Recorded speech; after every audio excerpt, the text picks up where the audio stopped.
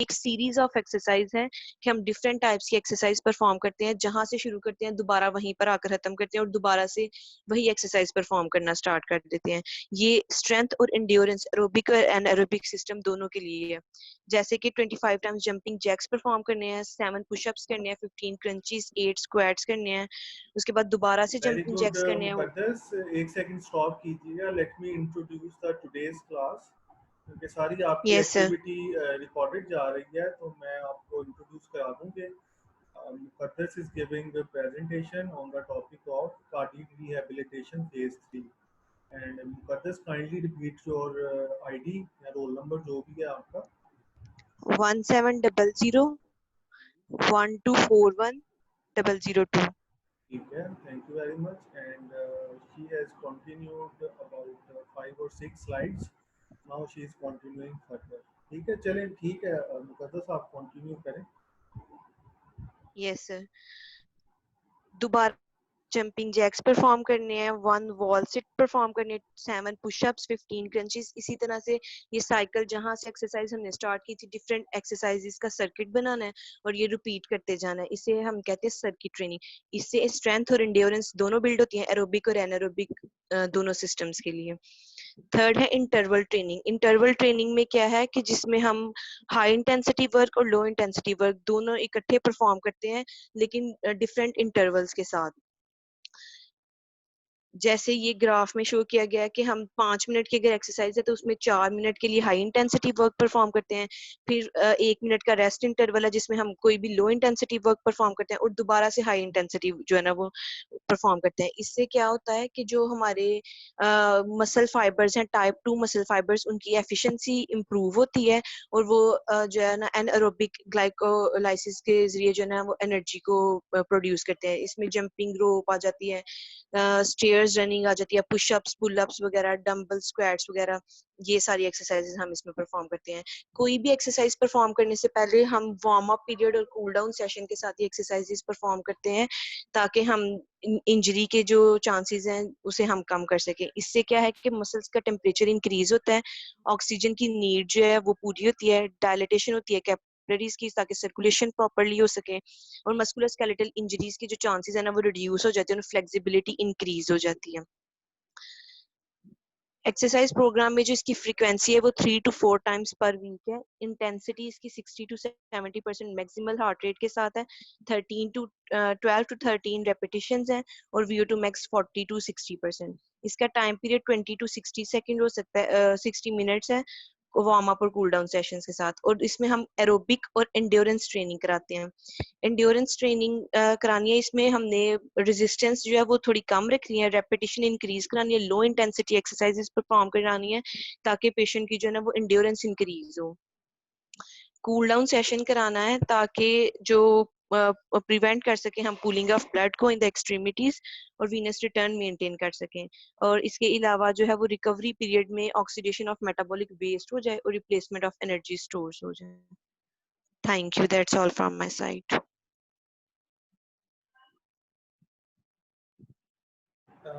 ठीक है मुकद्दस, अगर क्लास में से किसी को क्वेश्चंस हैं तो वो करें, क्योंकि questions are part of presentation. अगर नहीं है तो मैं इसमें कुछ 2-3 क्वेश्चंस हैं इजी से, वो मैं आपसे करना चाहूँगा, just to understand the level of knowledge you have right now. ठीक है, तो यस सर। पहला तो ये क्वेश्चन है कि आपने कहा है कि वार्म अप और कूल डाउन होना चाहिए, ठीक है?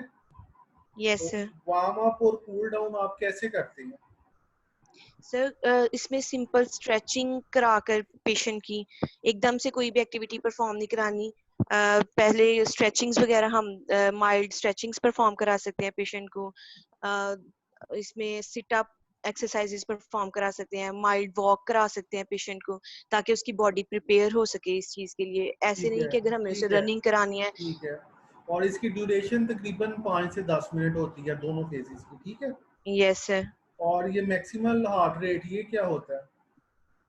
सर मैक्सिमल हार्ट रेट है कि हम पेशेंट को ऐसी एक्टिविटी परफॉर्म नहीं करा रहे, क्योंकि वो कार्डिक पेशेंट है, तो हमने उसे ऐसा नहीं कराना कि बहुत ज्यादा स्पीड में उसे रनिंग कराना स्टार्ट कर देने के उसका हार्ट रेट रेस्टिंग हार्ट 120 तक रेट की जा रहा वैल्यू है। कितनी ऐसी होती है? जॉगिंग। वैल्यू कितनी होती है maximal heart rate?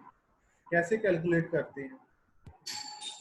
Maximal heart rate की वैल्यू कैसे कैलकुलेट करते हैं? जी सर जी। ये पल्स से चेक कर सकते, इससे पल्स से चेक कर सकते पल हैं से हम। तो आपका आएगा 80 आएगा हार्ट रेट, अगर आप अभी अपना चेक करेंगी तो। Yes sir. ये होता है इसका फार्मूला 120 प्लस एज। मतलब 120 प्लस एज। जी, मतलब है कि अगर आपकी एज इस टाइम 20 है तो आपका मैक्सिमल हार्ट रेट होगा 140। यानी कि आप एक्सरसाइज यस करेंगी सर। तो आपकी जो पल्स है वो मैक्सिमम 140 तक जा सकती है। ठीक है, इस तरह का yes sir. I think formula है, लेकिन ये फिर भी मैं आपको श्योर इसका कर दूंगा। ठीक है। अच्छा, अब थोड़ी सी मैं आपको प्रेजेंटेशन से हट के थोड़ी सी चीज़ें बताने लगा हूँ, क्योंकि हमारी डायरेक्टर साहब से यस भी सर। मीटिंग्स होती हैं। तो थोड़ा सा मैंने आपको वॉइस मैसेज में बताया था कि आपका जो एग्जामिनेशन क्राइटेरिया है उसको उन्होंने दो में डिवाइड कर दिया है, 60% में और 40% में। ठीक है, तो इसको पहले आप समझ लो कि 60% और 40% क्या है। तो ये मैं दोबारा आपको वाइट बोर्ड पे मैं आपको इसको समझा देता हूँ।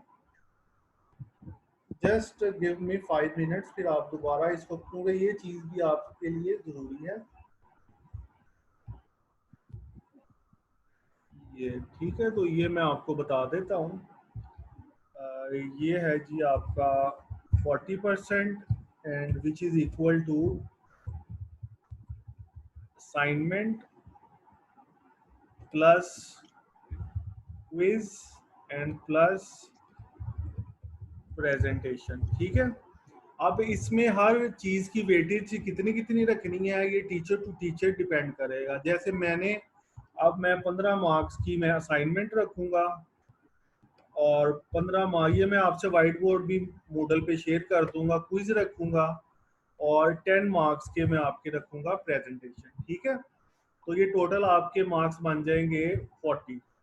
ठीक है, यानी कि अगर आपके 4 क्विज होंगे तो 4 क्विज के मार्क्स ऐड करके उनकी जो एवरेज निकलेगी उनको 15 पे डिवाइड किया जाएगा।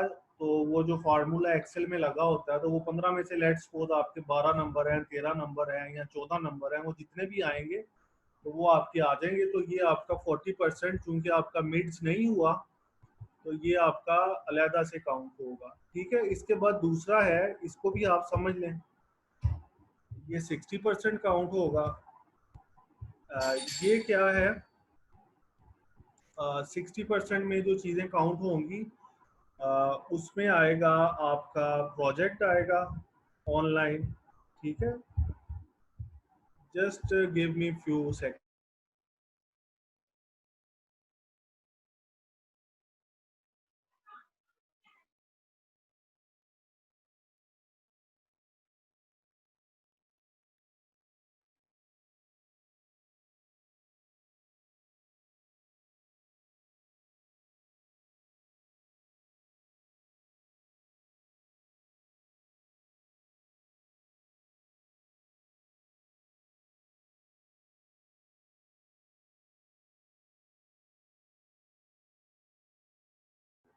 अच्छा, 60% में आपका क्या क्या चीज़ें इंक्लूड होंगी? एक तो आपका प्रोजेक्ट इंक्लूड होगा, नंबर सेकंड आपका वाइवा इंक्लूड होगा, और नंबर थर्ड आपका टेक होम एग्जाम काउंट होगा। ठीक है,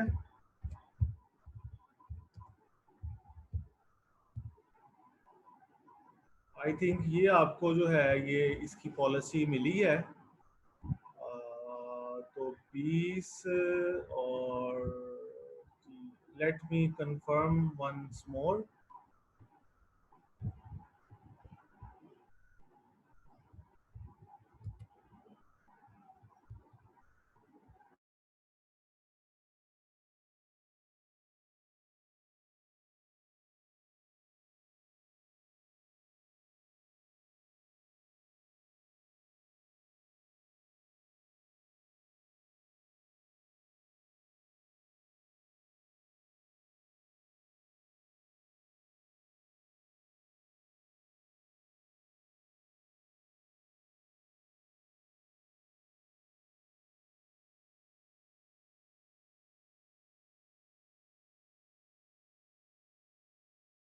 जी ऐसे ही है जी, ये आपका जो है ये take home project viva and take home exam, ठीक है। तो ये आपका होगा, और ये कैसे कैलकुलेट होगा ये मैं आपको दोबारा उस पीडीएफ पे ले जाता हूँ जो कि यूएमटी ने आपके साथ शेयर किया हुआ है।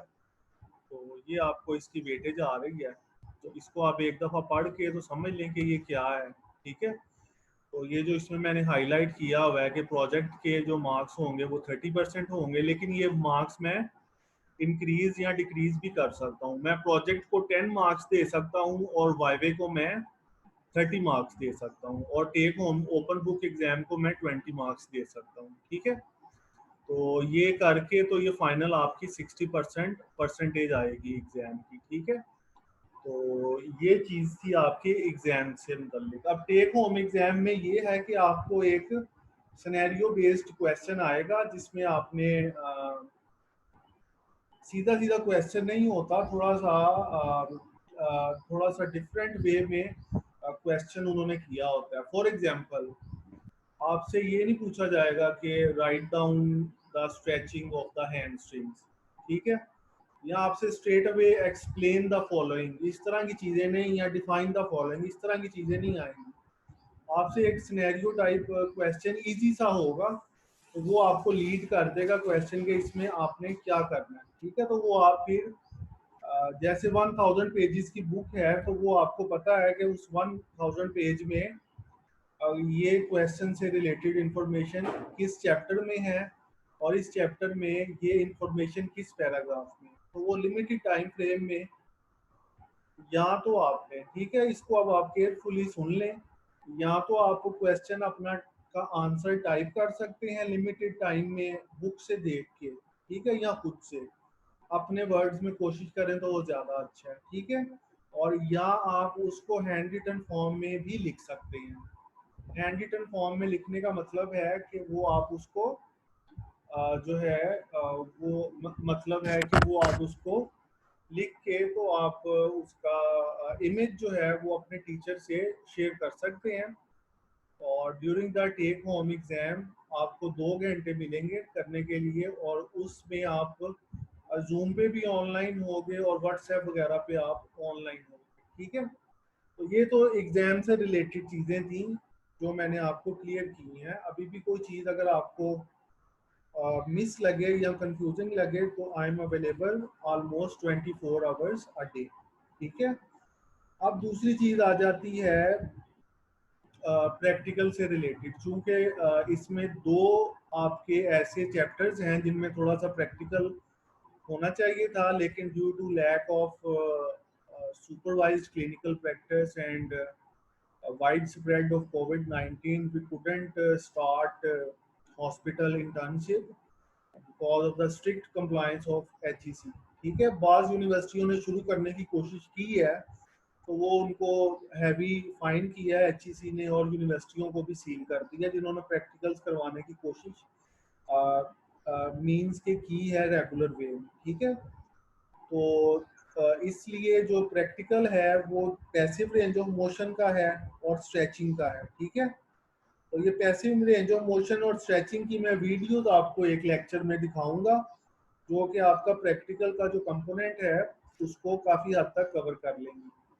और नंबर सेकंड, ये थेराप्यूटिक्स पार्ट 1 आप पढ़ रहे हैं, थेराप्यूटिक्स पार्ट 2 आपने नेक्स्ट सेमेस्टर में पढ़ना है, तो वो आप नेक्स्ट सेमेस्टर में भी पढ़ सकते हैं। अली मोहसिन, मैं आपकी तरफ आता हूँ, आप ज़रा लोअर हैंड करें, मैं आपके क्यूरीज को आंसर करता हूँ। तो ये तो प्रैक्टिकल के हवाले से बात हुई। नंबर थर्ड है, पास स्टूडेंट्स सेमेस्टर फ्रीज कराने की तरफ जा रहे थे, तो मे बी आपके जूनियर्स हैं, मे बी आप लोगों में से कोई है, एनीवेज सेमेस्टर फ्रीज करने की ऑप्शन जो है वो ख़त्म हो जाती है जब सेमेस्टर में आप इनरोल हो जाते हो और पढ़ना शुरू कर देते हो, ठीक है। तो ये ऑप्शन तो ख़त्म हो गई है इसमें आपके पास। नंबर फोर्थ ये है कि आप को ये एज मिलेगा जब आप जाहिर है जब आप ग्रेजुएट होके जाओगे, तो आप हेल्थ केयर प्रोफेशन में जो फिजियोथेरेपी से रिलेटेड जॉब्स हैं सडनली आपको पता है कि इंक्रीज हो गई हैं। एडवर्टाइजमेंट्स में भी अब डॉक्टर्स की, फिजियोज की हॉस्पिटल में बहुत ज़्यादा ज़रूरत है। तो इसलिए आप इस सेमेस्टर को फ्रीज़ करवाने का तो बिल्कुल ना सोचो, ठीक है? और इसके अलावा ये है कि हमने तो मैक्सिमम यही कोशिश की है कि ऑनलाइन टीचिंग आपको अच्छे से अच्छे करके आपको पढ़ाई जाए और इंटरनेशनल स्टैंडर्ड्स की आपको ऑनलाइन टीचिंग लर्निंग करने की कोशिश की है। रिकॉर्डिंग्स आपके सामने हैं, आप तो किसी भी इंटरनेशनल लेवल की यूनिवर्सिटी से उसको आप कंपेयर भी कर सकते हैं, ठीक है? तो इसमें एक और प्रॉब्लम ये काफ़ी स्टूडेंट्स की तरफ से ज़ाहिर है पहले भी आया आता है, अब फिर आ रहा है, अब थोड़ा ज़्यादा आया है कि स्टूडेंट्स ने अपनी जो फ़ी इंस्टॉलमेंट्स हैं वो नहीं करवाई, ठीक है? तो फ़ी इंस्टॉलमेंट्स करवाने का ना करवाने का ये आपको नुकसान होगा कि आप फिर एग्ज़ाम में जो है पॉजिटिवली आपको शायद वो अपीयर होने में कुछ थोड़ा सा प्रॉब्लम आए, ठीक है? तो जो भी आपके हैं प्रॉब्लम्स वो आप मेरे साथ डिस्कस करो और अपनी फ़ी आप सबमिट करवाओ ताकि आप एग्ज़ाम में अपीयर हो सको और आपका जो सेमेस्टर है वो वेस्ट ना हो। तो ये 4-5 पॉइंट्स थे जो आपके साथ मैंने डिस्कस करने थे, आपको मैंने बताने थे। क्योंकि डायरेक्टर साहब से और हमारे आपस में जो मीटिंग्स हैं उनमें से ये पॉइंट्स निकले हैं। तो इनको मैं वन बाय वन दोबारा रिपीट कर देता हूँ। एक तो एग्ज़ाम गाइडलाइंस हैं, फिर प्रैक्टिकल से रिलेटेड वीडियोस हैं और सेमेस्टर फीस ऑप्शन है और फिर फी सबमिशन है, ठीक है? तो ये सारे आप चीज़ें करेंगे तो फिर आपका जो है वो सेमेस्टर में प्रमोशन पॉसिबल होगा, क्योंकि विदाउट एग्ज़ाम एचईसी की कोई पॉलिसी अब परमिट नहीं कर रही करने में। और आपका फ़ायदा है, आप डीपीटी करोगे तो आपका जो जॉब चांस है वो बहुत ज़्यादा पहले की निस्बत से इंक्रीज़ कर गया। जितने भी डॉक्टर्स अब गवर्नमेंट में प्राइवेट में जॉब कर रहे हैं इस टाइम वो डबल पे कर रहे हैं, ठीक है? तो मैं अब आपकी क्यूरीज ले लेता हूँ। जी कनीज़ फातिमा, आप स्टार्ट करें पहले।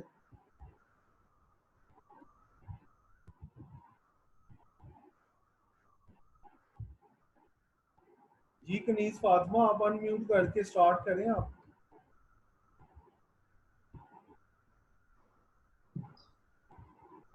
सर मेरी प्रेजेंटेशन नहीं है, मुझे बात करनी है आपसे।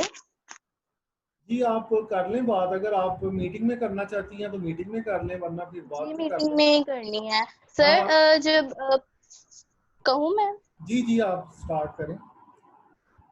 सर, जब क्या कहते हैं पैकेजेस हमारे अपने हैं, लैपटॉप्स जो भी हम मोबाइल सेल फोन या वाईफाई कुछ भी यूज कर रहे हैं वो सब हमारा अपना है, तो यूनिवर्सिटी को हम किस किस्म की फी पे करें, मतलब किस चीज की फी पे करें? 50 to 60,000 वो तो तब पे करना बनती है ना जब हम उनके यूनिवर्सिटी में जाके क्लासेस में बैठ के पढ़ें और वहां पे उनकी फैसिलिटीज को यूज करें। मतलब ऑनलाइन बेस पे इतनी इतनी फीस लेना, आप खुद ही बताएं ना, पेंडेमिक सिचुएशन में क्या ये बात ठीक जी जी रहेगी? जी जी जी एक सेकंड में आपसे अभी मैं आपसे अपनी वो स्क्रीन शेयर कर देता हूँ कि जितनी भी ऑनलाइन एक्टिविटी होती है दुनिया में, तो उसमें ऑनलाइन क्लासेस में आपको फीस पे करनी पड़ती है, बेशक आपका लैपटॉप और इंटरनेट अपना होता है, ठीक है? क्योंकि ऑनलाइन भी कोई टीचर ही आपको पढ़ा रहा है ना, कोई न कोई, यानी कि कोई और सर फिर उसके हिसाब से है।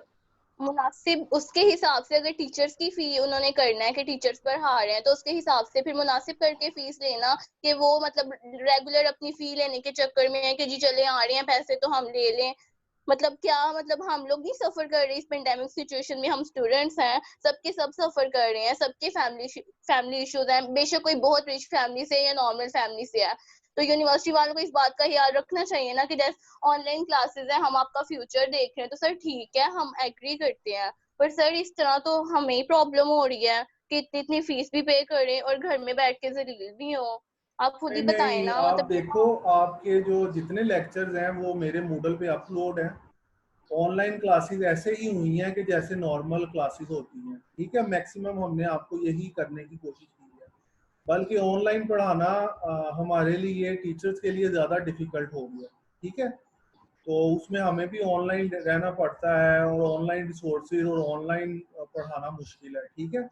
तो इसमें जहाँ तक फ़ी का है बात, तो इसमें तो ज़ाहिर है अगर टीचर ने आपको पढ़ाया है तो वो आपकी नॉर्मल उसमें ही पैंडेमिक सिचुएशन में उसने उसको यानी कि उसको मैक्सिमम उसने अपना आउटपुट दिया आपको, ठीक है। तो आप ये तो नहीं कह सकते कि सिर्फ आपने वाईफाई यूज़ किया है तो आपको ऑनलाइन क्लास आपको मिल जाए।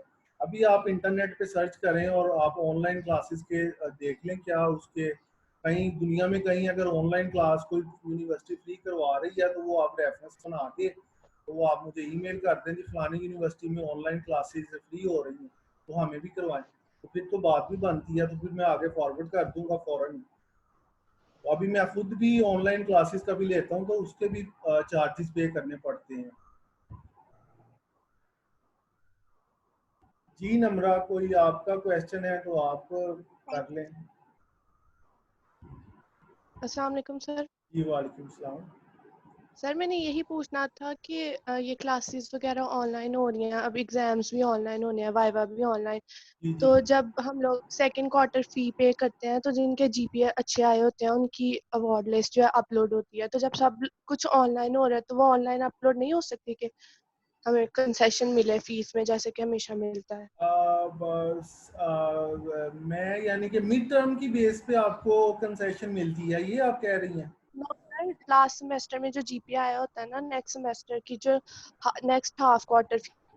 अच्छा ठीक है, ये यस मैंने सर। आपका पॉइंट नोट कर लिया है। हाफ क्वार्टर फी क्या, मुझे दोबारा बताएं, half quarter fee concession yes sir, GPA की बेस पे लिस्ट अपलोड होती है ना ऑनलाइन ऑन आगे। जीपीए बेस, ठीक है, ये तो आपका वैलिड पॉइंट है। तो ये मैं जो यस आपका ओटीआर है मींस के फाइनेंस डिपार्टमेंट है उधर मैं ये आपका पॉइंट रेज कर दूंगा, तो जी सर, बाकी यही मैंने इसका आपको कहना मैं था कि अपडेट जब। दे दूंगा, ठीक है। Yes, thank you. जी अपना अली मोहसिन। अस्सलाम वालेकुम सर। जी वालेकुम सलाम। सर मैंने 2 से 3 चीजें बात करनी थी आपसे। जी बात जी एक तो पूछें, आप फ्री हो गए पूछें आप। जी जी फीस से शुरू कर लेते हैं। जो फीस अभी कनीज बात कर रही थी, आपने उसे बिल्कुल ठीक कहा जो भी आपने कहा जहां तक, लेकिन आपने एक पॉइंट मिस कर दिया सर। क्या? जैसे आप सफर कर रहे हैं फी के लिए, मतलब आप घर पे बैठे हुए हैं, आप इंटरनेट पे कर रहे हैं, यूनिवर्सिटी कर रही है सारा कुछ एलएमएस के लिए, ये वो जी जी जी जी जी हम मानते हैं। आप सर जैसे आप घर पे लॉकडाउन है, वैसे ही जो डेली वेजर्स थे या दूसरे तीसरे हैं वो भी घर पे ही थे, ठीक तो है वो फी कहाँ से पे करेंगे? ये पॉइंट जरा सोचने वाला है, जो हमारे किसी बंदे ने नहीं सोचा। ठीक है, मैं मैं आपको आपका जी आप जी मैं आपका कर रहा, पॉइंट मैं लिख रहा हूँ। यूनिवर्सिटी जी कर जी रहा, जी मैं एचईसी पे बात कर रहा हूँ, या मैं आप आपसे इस तरह से आपने कहा कि हम मेरे से आप कर सकते हैं। जी तो जी सर आपको चाहिए था कि जब मीटिंग्स हुई थी तो आप तब उनसे कहते कि यार अगर हमें पैसे की जरूरत है, हम घर पे बैठे हुए थे, जिन्होंने पे करना है वो भी तो घर पे बैठे हुए हैं, वो बाहर तो नहीं निकले हुए, वो काम ठीक तो है। नहीं कर रहे, वो कहाँ से लेके आएंगे? अच्छा ऐसा है। अच्छा अली मोहसिन, इसमें ये है कि आपने ये बात की है कि नॉन अफोर्डिंग सम स्टूडेंट्स हैं जिनके यानी कि पेरेंट्स घर पे बैठे हैं, तो इसमें भी मैं आपको बता दूं कि लॉकडाउन में ये जो गवर्नमेंट ने अनाउंस किया हुआ है लॉकडाउन, तो इसमें बेसिकली ये लॉकडाउन के नाम पर एक समझ लो कि अवाम के साथ एक उन्होंने मजाक सा किया हुआ है जिसको आप लोग समझ नहीं रहे हो। मेरी बात पूरी सुन लेना फिर आप इस पे अपना रिस्पॉन्स जी दें, मैं सुन ठीक रहा है। हूँ सर। जी मैं सुन रहा हूँ। देखो जी पहले दिन से ही जो है वो थोड़े थोड़े दिन के लिए लॉकडाउन हुआ है। उसके बाद से गवर्नमेंट ने कहा खाने पीने की अशिया तो पहले दिन से ही खुली हैं, ठीक है। फिर गवर्नमेंट ने फौरन ही कह दिया कि फैक्ट्रियां भी खुली हैं, ठीक है।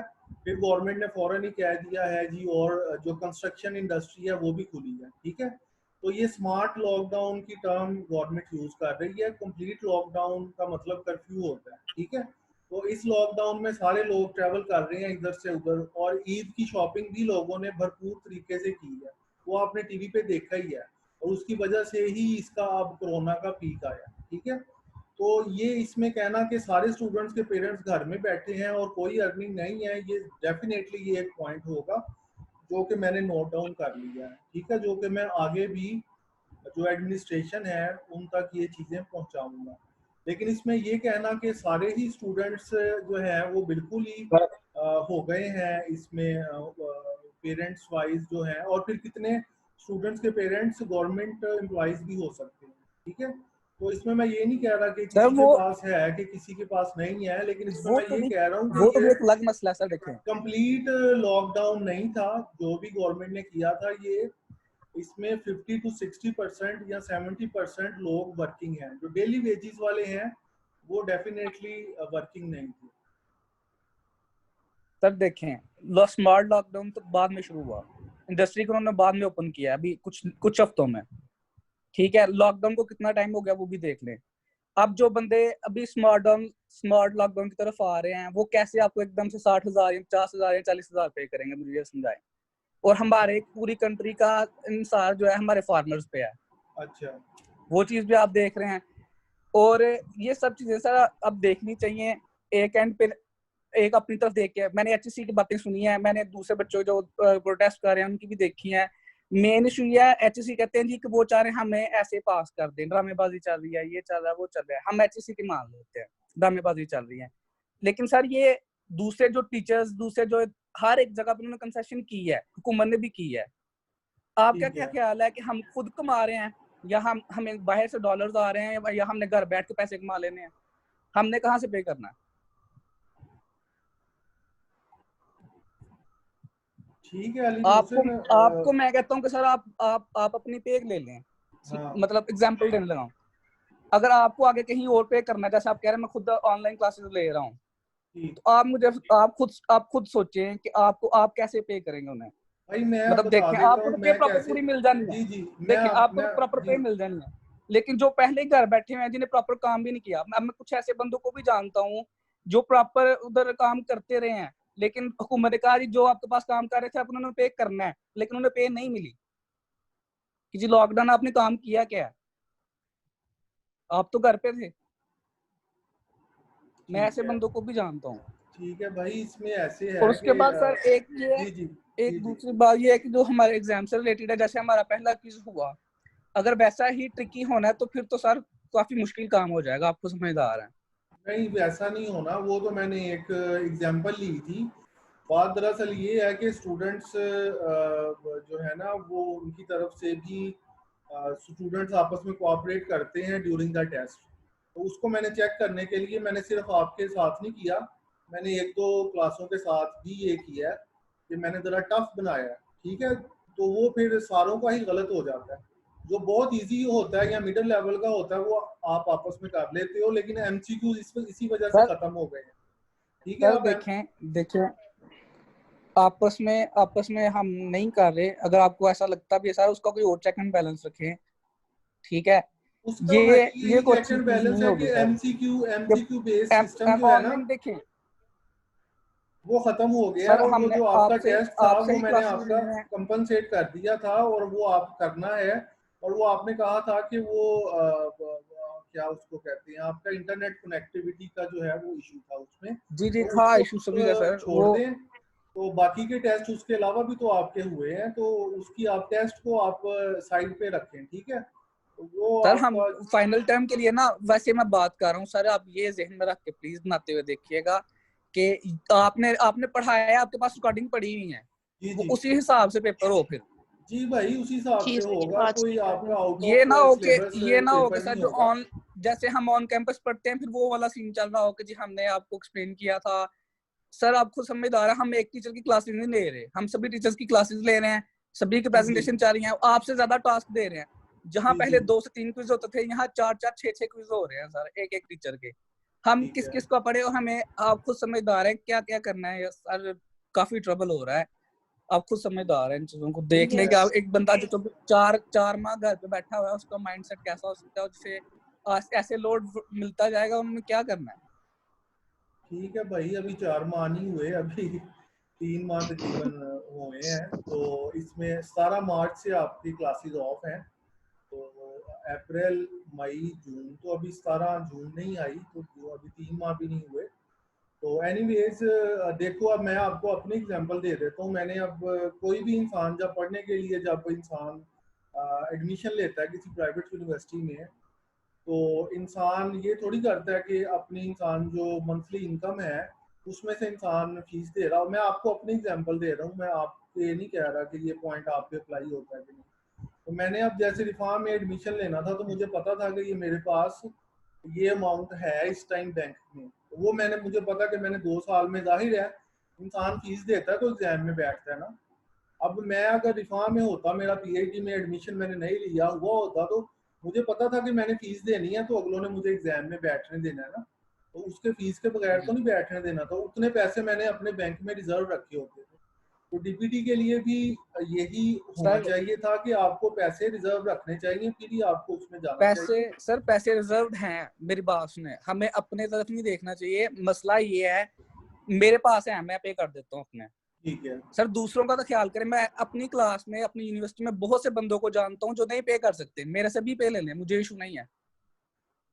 ठीक है, एहसास कुछ मैंने ये आपका सब देखें अली सर, मोहसिन, देखें मैंने आपका पॉइंट से सारे नोट कर लिए इशू हैं, तो आप सर देखें, इशू ये है, देखें इशू ये है कि अगर ऐसी बात पे जाएं, पूरी दुनिया में सर ये चल रहा है, किसी आपके पास अब खुद देखेंगे या तो ना अगला बंदा झूठ बोल रहा है, बहानेबाजी कर रहा है, आपको हंड कर रहा है, जिसे कहते हो यार पंजाबी में, वैसा कुछ नहीं चल रहा, सभी सफर कर रहे हैं, तो आप कंसेशन क्यों नहीं दे रहे? भाई सभी को कंसेशन मिल रहा है मैंने तो नहीं कंसेशन देने, अली मोहसिन, सर। नहीं कंसेशन नहीं, तो मैं यूनिवर्सिटी सर अब नहीं देखें, देनी है। आप मैं यूनिवर्सिटी आपका के बिहाफ पे पॉइंट बात आगे, कर रहे हैं मैं ना आपका सर, पॉइंट देखें आगे हाँ बताऊंगा वही ना जी। सर, वही ना। अभी देखिए आप फिर, अब जैसे आप मुझे समझा रहे हैं, फिर वो भी कोई फायदा नहीं है, मैं भी आपको एक्सप्लेन कर रहा हूँ, आप भी एक्सप्लेन कर रहे हैं सर। नहीं नहीं, मैं आपको पॉजिटिव वे में, ये गलत बात आप कर रहे सर हो मैं कि भी मैं आपको पॉजिटिव ही पॉजिटिव बता वे रहा हूँ में सर। बता रहा हूँ आप कि सर देखें, मैं भी प्राइवेट से ही पढ़ा हुआ हूँ, मैं आपसे शायद डबल फीस में पढ़ा हुआ हूँ 2007 में, ठीक है। सर मैं मेरी भी एक शुरू से सेमेस्टर की प्राइवेट 1.25 में लाख हूँ, फीस लेकिन थी। इशू ये है, देखें चले जाए आप किसी भी साइड पे चले जाए, कंसेशन दी है, सभी ने दी है। ठीक है, मैंने अब आपको बताया बात कि ये है, आपको देखिए एग्जाम में जाने बात के ये लिए है जब फीस बंदे, देनी पड़ेगी, मैं सिर्फ ये बता रहा हूँ आपको। अगर आप नॉन अफोर्डिंग है तो वो मैंने पॉइंट आपका नोट कर लिया, या आपको और इशू है कि आप डेली वेजेस वाले हैं, तो वो मैंने पॉइंट नोट कर लिया, वो मैं आगे बता दूंगा। That's all, that was my job. तो अगर और किसी के पास कोई सही यही मैं पॉइंट्स कह रहा हैं, हूँ कि आपको चाहिए, आपके पास है कि आप रेज कर सकते हैं, आपने बताएं। मैंने भाई बाद में पहले ही ये रेज कर निकलता है कि लिया है, सर मैंने पहले ही हमें तो रेज कर पता ही लिया नहीं है है। जी। मैंने थैंक यू तो सर, पहले ही भाई रेज कर लिया कि कंसेशन स्टूडेंट्स को होनी चाहिए, ठीक है। थैंक यू तो सर। इसमें आप फिक्रमंद ना करें। और जी, अब नेक्स्ट है जी अपना रिमशा। अगर प्रेजेंटेशन किसी ने देनी है तो वो दे दें, अगर कोई क्वेश्चन है तो वो आप कर लें। यस सर, प्रेजेंटेशंस हैं हमारी आज। जी सीरत, आप सर कंटिन्यू करें। प्रेजेंटेशन सर वो जी जी चले ठीक है। ठीक है अली, देखो अब आपसे बात हुई है, कितने पॉइंट्स मेरे ज़हन में आए हैं। अब नेक्स्ट कोई मीटिंग होगी, वो मैं और पॉइंट्स इसमें ऐड करूंगा अपने से, पॉजिटिव वे से, कि जिससे आप लोगों को मैक्सिमम बेनिफिट हो, ठीक है। क्योंकि थैंक यू मैं भी यूनिवर्सिटी का एम्प्लॉई हूँ और आप यूनिवर्सिटी के स्टूडेंट हो, तो हम दोनों के दरमियान जी जो सर, ब्रिज है वो यूएमटी का, ठीक है।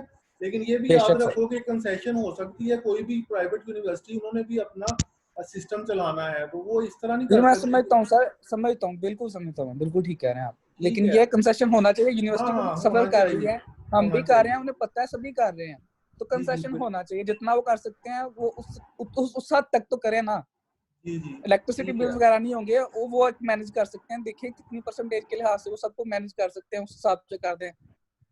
ठीक है कुछ ना करने से कुछ करना तो सर आएगा ना, कुछ तो नाम होगा कि यार उन्होंने कुछ हद तक किया। ठीक है आज से काफी टाइम पहले हमारे एचईसी में क्या जी, हमने बात की है जी, इंटरनेट हम जो है ना सस्ते पैकेज देंगे, ये देंगे, वो देंगे, कहाँ दिए हैं सर, मुझे बता दें। ओ भाई कोई बात नहीं यार, इंटरनेट अपना लगा लिया करो, मैंने भी तो अपना ही सर लगाया लगा हुआ हुआ है सर, है। हाँ कोई बात अल्हम्दुलिल्लाह लगा हुआ है नहीं। सर। देखें हाँ, मसला अगर हमेशा वो अपनी तरफ नहीं 1500 दे देखना भी चाहिए दें तो यार 1500 महीने में 50 GB है, क्या आ सर। जाता है। मेरा पहले से लगा हुआ है सर, अल्हम्दुलिल्लाह पहले से लगा, वो इशू नहीं है। बात ये है सभी का देखना चाहिए सर, मैं तो भाई अपनी आप अपनी लोगों को तरफ नहीं देखना एक चाहिए। चीज बता रहा हूँ आपके फायदे की, बहुत ज्यादा फायदे की है, कि जब आपने ग्रेजुएट होना है ना, तो फिर आपको वर्थ का आइडिया होना है। जितनी आप इस टाइम न्यूज़पेपर में जॉब्स आ रही है ना, गवर्नमेंट को जरूरत है डॉक्टर्स की, फिजियोस की, तो आप ये अपना बिल्कुल भी वेस्ट ना करो। मुझे किसी और सोर्स से पता चला मीटिंग्स में, तो वो मैंने चीजें आप लोगों से शेयर की हैं जी। टाइम काफी हो गया, तो सीरत आप स्टार्ट करें। सर 2 बच्चे ने हैंड रेज जी सर। किए हैं। जी रिमशा, आप कर लें क्वेश्चन कोई। अस्सलाम वालेकुम सर, मैंने ये पूछना था कि क्विज का जो टाइम है वो एक्सटेंड कर दें, क्योंकि मेरे 4 क्विजेस प्रिपेयर करने के बावजूद भी मैं फेल हो गई हूँ ड्यू टू कनेक्टिविटी इशू की वजह से। वही 5 है या मिनट उसका का जो या है ना, 10। अभी 29 जून तक जाना है, तो जो भी आपके कनेक्टिविटी इश्यूज हैं उनको मैं रिजॉल्व कर दूंगा, किसी ना किसी तरीके से कंपनसेट कर दूंगा। मुझे बस ईमेल कर दिया करो, व्हाट्सएप पे मेरे साथ ऑनलाइन रहा करो, ठीक है? तो मैं अभी सर देखता हूँ जी। ऐसे क्विज प्रिपेयर करने का फायदा भी नहीं होता जब आप फेल हो रहे हैं और टाइम लिमिट की वजह से आपका वो सारा खराब हो जाता है। सर मेरे अच्छा, 5-6 मैंने क्विज़ में आपका ऐसा हो पॉइंट नोट कर लिया है, मैंने और भी स्टूडेंट्स को क्विज री अटेम्प्ट करवाया, ठीक है? तो आप ऐसा करना, अब आप क्विज का आप रिटर्न फॉर्म में आप जो ऐसे है वो आप टाइप करने की बजाय आप रिटर्न फॉर्म में करना, और उसकी आप इमेज लेके मुझे विद इन टाइम आप सेंड कर देना बस व्हाट्सएप पे, तो ये मुसीबत ही सर। खत्म हो जाएगी, ठीक है? सर दूसरे टीचर आप तो एक्सेप्ट कर लेंगे लेकिन दूसरे टीचर्स नहीं करते। दूसरे टीचर्स को भी मैं कहूँगा, कुछ विजिटिंग फैकल्टी का कुछ थोड़ा सा सिस्टम समझने में उनको मुश्किल आती है, उनको हम कर लेंगे। ये भी पॉइंट मैं आपका चैलेंज इंशा आपका मैं नोट कर लेता हूँ अपनी डायरी में। क्विज रिलेटेड पॉइंट है ये आपका, ठीक है? Thank you sir. Anyone else in class? Sir Sufiyan रह गया। जी सुफियान, आप भी कुछ अपना दे दें इनपुट यार।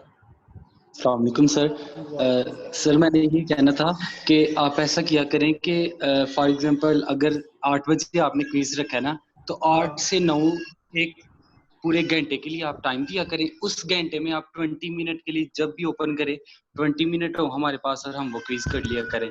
कोई भी ऐसा टाइम रख लिया करें, फॉर एग्जांपल वो एक पूरे 1 घंटे में कोई भी अपने मैनेज करके, तो फिर जब वो ओपन करे तो उसके पास 20 मिनट्स हो तो वो अपना क्विज कर ले। ठीक है, यस सर। ठीक है। ठीक है। एक्चुअली और अब देखो बात ये है कि मैं अब मुझे खुद 17 मार्च से आप काउंट करो, मार्च टू अप्रैल 1 महीना, अप्रैल टू मई 2 महीने, और मई टू जून तकरीबन 3 महीने होने वाले हैं। अब मुझे तो जो एक्सपीरियंस मेरा है तो मैं समझता हूँ शायद सबका भी वही है, मुझे तो कभी कोई कनेक्टिविटी का इशू एज सच नहीं हुआ, ठीक है? एक दफ़ा शायद हुआ हो, वो भी पैकेज वगैरह ख़त्म हो जाता है, तो ठीक है। मैं आपका जाहिर है कि all over the country different bandwidth आती है, तो मैं आपका ये जो सुफियान ने पॉइंट बताया है ये भी मैंने अपने डायरी में नोट कर लिया है। मैं और सर एक और बात, 1 घंटे का मैं आपको टाइम दे दिया करूंगा, उसमें 20 मिनट टाइम लिमिट होगी, ठीक है? जी सर। यस और सर बाकी टीचर्स के लिए भी था कि एक दिन पहले क्लास के लिए बताया करें। कभी कोई आउट ऑफ सेशन भी होता है तो फिर क्या करते हैं, 1-2 घंटा पहले अगर बताएं तो फिर बंदा कैसे मैनेज करेगा कि क्लास है। हाँ ये तो है, यस जैसे सर। आज सुबह सर मेरे साथ भी यही। प्रॉपर हाँ स्केड्यूल होना चाहिए। बाबा, आप एटलीस्ट देखो ना, एक दिन पहले बता देना अपना चाहिए अगर बंदा कहीं सुफियान पर ये भी गया तो हुआ आप है। देखो यार कि अपना शॉप्स ओपनिंग टाइम क्या है, ठीक है? आपने ग्रोसरी लेने जाना है तो आप 10 बजे बैंक ओपन हो रहा है, तो बैंक में जाने के लिए आपने कैश निकलवाना है या कोई और आपने काम करने जाना है, तो आप ड्यूरिंग द क्लास समटाइम्स आप स्टक हो जाते हो, ट्रैफिक में फंस जाते हो, या ग्रोसरी में फंस जाते हो, या आपका कोई और काम है।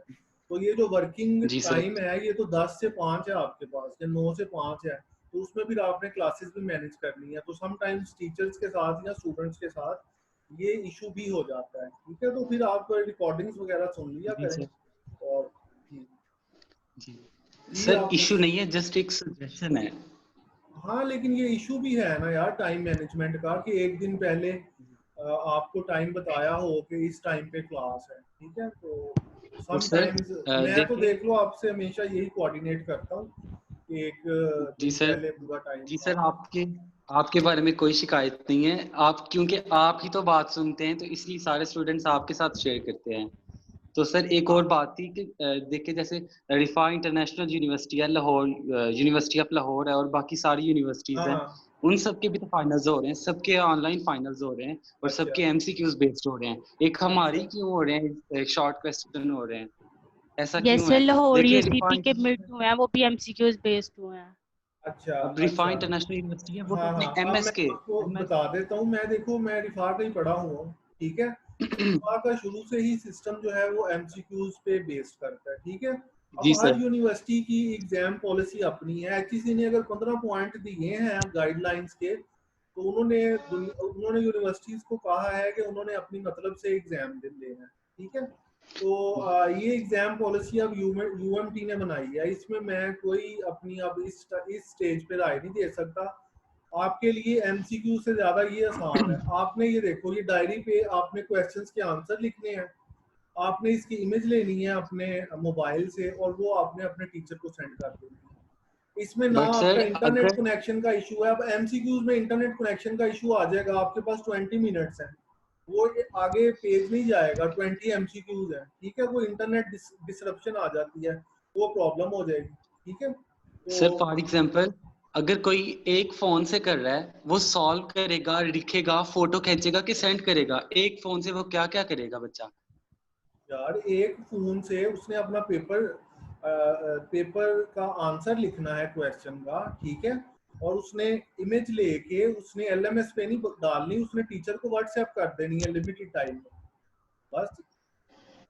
ये मैं आपको इस और टाइम सर ये मैं डायरी से इमेज लेके आपको सेंड करूं तो कितनी देर में आ जाएगी? 2 सेकंड्स में आ जाएगी। देखिए रिफा को भी तो एचईसी कर रही है ना चेक एंड बैलेंस, क्योंकि जी काउंसिल तो हमारी है नहीं है, उसको कोई और कर रहा हो, तो फिर उनकी पॉलिसी ये है कि वो अपने स्टूडेंट को फेवर देते हैं या जो भी करते हैं उनके एमसीक्यूज बेस्ड हैं, तो यूएमटी का क्यों नहीं है? क्योंकि एचईसी तो यूएमटी को भी देखती है। यार ये एग्जाम मोड ऑफ एग्जाम जो है ये हर यूनिवर्सिटी ने अपना बनाना है, ठीक है। आप इन्होंने अप्रूव्ड कर दिया है मेथड, ठीक है। मैं आपको अपना ये कह सकता हूँ कि पहला एमसीक्यू पहला जो टेस्ट लिया था उसको मैं आपको री अटेम्प्ट करूंगा, करवाने का आपको मौका दूंगा, क्योंकि इंटरनेट जी कनेक्टिविटी इशू का उसमें मैं आपका मॉक एग्जाम लूंगा, ठीक है। तो जो आपका दूसरा होगा, अब ये उन्होंने अप्रूव कर दिया है, अब इस पे बहस करना फजूल है। अब यूएमटी ने जी अप्रूव्ड सर। एग्जामिनेशन पॉलिसी बना दी है, इस वजह से इस पे आप करना कि जी एमसीक्यूज क्यों नहीं बनाए, तो ये discussion is just time wasting right now. ठीक है। जी नफीसा बीबी। अस्सलाम वालेकुम सर। जी वालेकुम सलाम। सर अभी जो आपने पॉलिसी दिखाई है उसमें फाइनल में जो प्रोजेक्ट और प्रेजेंटेशन की है वो 30% काउंट हो रहा है, तो सर ऐसा नहीं हो सकता कि आप प्रेजेंटेशन को जब आप दे रहे हैं हम जो प्रेजेंटेशन वो उसको आप प्रोजेक्ट से रिप्लेस कर दें, प्रेजेंटेशन को क्या कर दूं? प्रोजेक्ट की जगह रख दें सर। नहीं नहीं, दोनों चीजें होनी है, प्रेजेंटेशन भी होनी है और प्रोजेक्ट भी होना है, ये आपकी सर आसानी लेकिन के उसमें लिए है। सर उसमें लिखा हुआ है कि प्रोजेक्ट भी है और प्रेजेंटेशन भी है, मतलब दोनों में से एक हो सकता है। तो बाबा जो आपका जो मिड टर्म आपका नहीं हुआ, तो जो 40% में हमने चीज काउंट करनी है उसमें हम प्रेजेंटेशन कर लेंगे, ठीक है, और जो फाइनल टर्म में काउंट करेंगे वो हम प्रोजेक्ट कर लेंगे। प्रोजेक्ट आपका बड़ा आसान सा होगा, क्या वो उसको मैं आपको उसका थीम और फॉर्मेट वो मैं आपको शेयर करूंगा उससे, क्योंकि आजकल काफ़ी ज़्यादा मसरूफियत है मीटिंग्स के हवाले से, पॉलिसीज़ के हवाले से, तो इस वजह से मैं उसको नहीं कर पा रहा। तो जो ही इंशाल्लाह मुझे टाइम मिलता है तो मैं आपसे ठीक है सर। प्रोजेक्ट के बारे में शेयर करूंगा।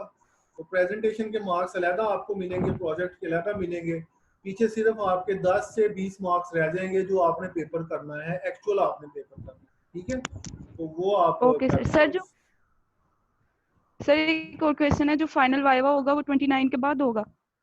जी वो सारी डेट्स 29 के बाद ही आएंगी। Okay sir, thank you. Sir start करूँ मैं? हाँ हाँ करें स्टार्ट, आप स्क्रीन शेयर कर सकती हैं आप अपनी। कि सर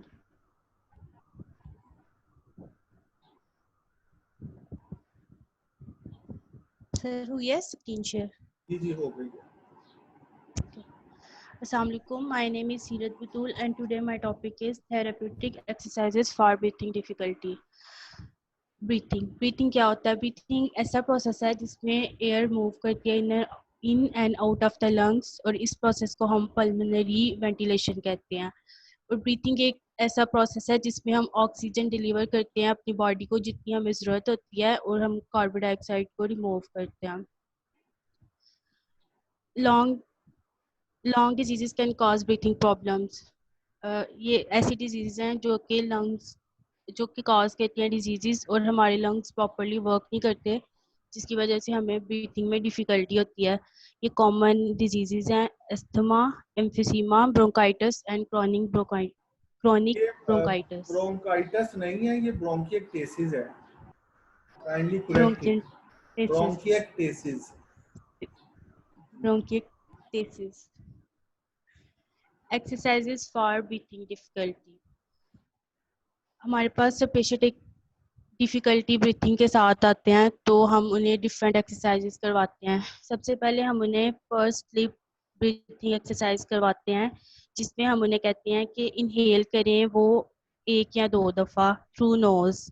देन हम उन्हें कहते हैं कि वो अपने लिप्स को पर्स करें, देन वो ब्रीथ करें स्लोली, ब्रीथ आउट करें स्लोली थ्रू माउथ। सेकंड है कोऑर्डिनेटेड ब्रीथिंग। सबसे पहले जब हम पेशेंट हमारे पास आएगा ब्रीथिंग डिफ़िकल्टी के साथ, तो उसे इस बारे में नहीं आइडिया होगा कि वो नाक के थ्रू सांस लें या फिर माउथ के थ्रू। उसे सबसे पहले हम कोऑर्डिनेट करेंगे, उसके लिए हम उसे कोऑर्डिनेटेड ब्रीथिंग एक्सरसाइज करवाएंगे। हम पेशेंट को कहेंगे कि वो इनहेल करे थ्रू नोज, देन वो अपने लिप्स को पर्स करे और फिर ब्रीथ आउट करे थ्रू माउथ। उसके बाद है deep breathing. Deep breathing exercise जो है वो डाइवर्स के लिए भी इम्पॉर्टेंट होती है, क्योंकि उन्होंने अंडर वाटर स्विमिंग करनी होती है। उसकी वजह से उनको डीप ब्रीथिंग एक्सरसाइज की बहुत ज़्यादा ज़रूरी, उनके लिए बहुत ज़्यादा ज़रूरी होती है। और अगर कोई पेशेंट हमारे पास ब्रीथिंग डिफ़िकल्टी के साथ आएगा तो उसके लिए भी ये बहुत ज़्यादा ज़रूरी है। इसके लिए हम पेशेंट को अगर प्रोन लाइन में हम उसे करवाएं ये एक्सरसाइज, तो इससे उसके लंग्स पे ज़्यादा प्रेशर आएगा और एब्डोमेन्स पे भी। सो इस वजह से हम उसे ये सिटिंग या फिर स्टैंडिंग में जो है ना ये एक्सरसाइज परफॉर्म करवाएंगे। उसे बिठाएंगे एक चेयर पे, देन उसे कहेंगे कि वो इनहेल करे एक डीप ब्रीथ, मतलब एक गहरा सांस ले, उसके बाद वो अपनी जो ब्रीथ है उसको होल्ड करे और देन वो एक्सहेल करे थ्रू नोज सॉरी। इसमें हम उसे जो इनहेल उसे कहेंगे कि वो इनहेल करे, गहरी सांस ले थ्रू नोज, और जो एक्सहेल करे वो भी नोज के थ्रू ही करे। उसके बाद है हफ कफ। अगर हमारे पास COPD का पेशेंट आएगा, उसको मतलब कफ होगी, तो हम उसे कफ करने से नहीं रोकेंगे, ना उसे कोई सिरप देंगे ना कोई मेडिसिन वगैरह, उसे कफ हम करने देंगे। अगर वो कफ करेगा तो ज़बरदस्ती उसके लंग जो है ना वर्क करेंगे और उसे इनहेल और एक्सहेल करने में भी जो है ना प्रॉब्लम नहीं होगी। पहले हम उसे कहेंगे कि वो जैसे एक नॉर्मल ब्रीथ लेता है, उसे मतलब जैसे नॉर्मल ब्रीथ लेता है वैसे नहीं ले, मतलब एक स्लाइटली डीपर ब्रीथ ले और इनहेल करे, और देन वो जो है ना 3 इवन ब्रीथ में जो है ना वो एक्सहेल करे थ्रू कफ। उसके बाद है हमारे पास डायाफ्रेगमेटिक ब्रीथिंग। इसमें हम पेशेंट को कहेंगे कि वो अपना एक हैंड जो अपने चेस्ट पे रखे और जो दूसरा हैंड है वो अपने स्टमक पे रखे। देन वो जो है ब्रीथ ले और वो फील करेगा कि उसका स्टमक अपवर्ड जो है मूव करेगा, सॉरी आउटवर्ड मूव करेगा। देन वो जो है ना ब्रीथ स्लोली जो है ना ब्रीथ आउट करे स्लोली, और इससे उसे उसका स्टमक जो है लाइटली प्रेस होगा, अपने स्टमक को लाइटली प्रेस करे। और ये एक्सरसाइज हम उसे रिपीट करवाएंगे जितना कि पेशेंट ये कर सकेगा इजीली परफॉर्म। देन योगा एक ऐसी एक्सरसाइज है जो कि इसमें जो है बॉडी को हम डिफरेंट पोजीशन में मूव करते हैं, और इससे हमारी बॉडी फिट भी रहती है और फ्लेक्सिबल भी रहती है, और इससे हमारी जो है ब्रीथिंग वो भी इम्प्रूव होती है, और इससे हमारा जो माइंड है वो भी रिलैक्स होता है और फ्रेश होता है।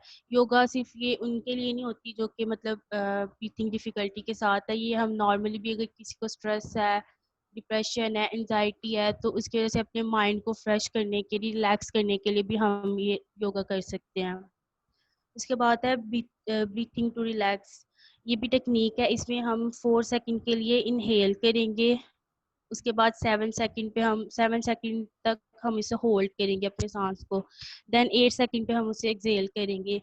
ये भी हम नॉर्मली जो है वैसे जो डिफ़िकल्ट ब्रीथिंग के साथ आते हैं उनको भी करवाते हैं, और वैसे भी नॉर्मली हम कर सकते हैं। जैसे स्टूडेंट्स हैं, उनको एग्जाम्स का अगर डिप्रेशन है, स्ट्रेस है, या फिर अगर वो सीढ़ियाँ चढ़ के आए हैं तो उनको सांस फूल रहा है, तो उनको रिलैक्स करने के लिए भी हम ये टेक्निक कर सकते हैं।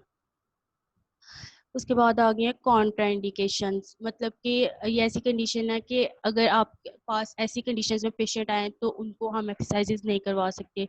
अगर कोई पेशेंट आया हमारे पास सिवियर पेन और डिस्कम्फर्ट के साथ, तो हम उसे बिल्कुल भी एक्सरसाइज नहीं करवाएंगे। अगर कोई है एक्यूट मेडिकल और सर्जिकल एमरजेंसी, अगर किसी की फीमर डिसलोकेट हो गया तो वो हमारे पास पेशेंट आया तो हम उसे एक्सरसाइज नहीं करवाएंगे।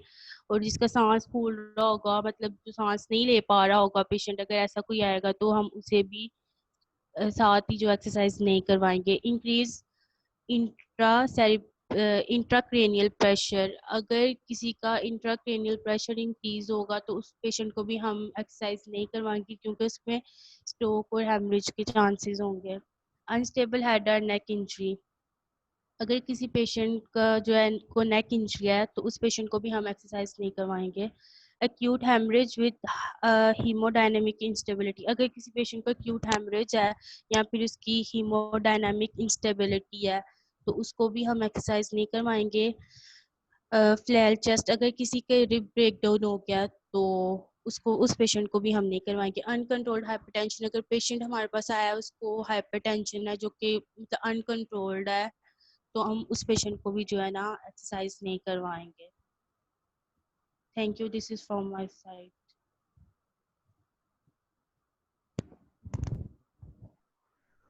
वेरी गुड प्रेजेंटेशन सीरत।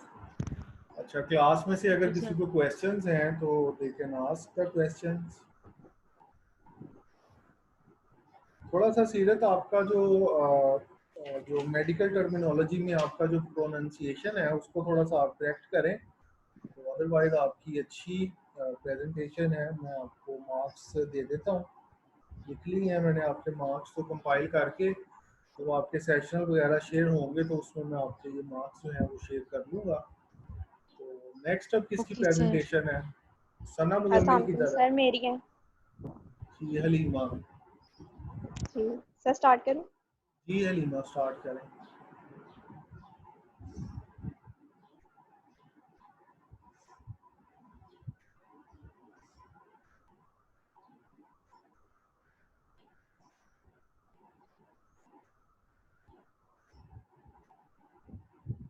Assalamu alaikum. I'm Hatima Shreb and the topic on presentation is traumatic brain injury. Traumatic brain injury क्या होता है? ये बेसिकली एक ब्लो होता है टू हेड, या फिर आपके सर को किसी जोरदार झटका लगता है, या फिर आपके सर के अंदर कोई चीज़ ऐसे पेनिट्रेट कर जाती है जो कि आपके ब्रेन के नॉर्मल फंक्शन को डिस्टर्ब कर देती है। ये किस वजह से होता है कि आपका सर किसी चीज़ के साथ सडनली हिट करे और इतना ज़ोर से हिट करे कि आपके ब्रेन का जो नॉर्मल फंक्शन है वो डिस्टर्ब कर जाए, या आपके ब्रेन के टिश्यू के अंदर कोई भी चीज़ ऐसे एंटर हो जाए कि वो आपके ब्रेन की नॉर्मल फंक्शनिंग को डिस्टर्ब कर दे। आगे इसकी क्लासिफिकेशन है, इसकी सिवियरिटी की बिना के ऊपर इसको 3 चीज़ों के अंदर क्लासिफाई किया गया है, माइल्ड, मॉडरेट और सीवियर।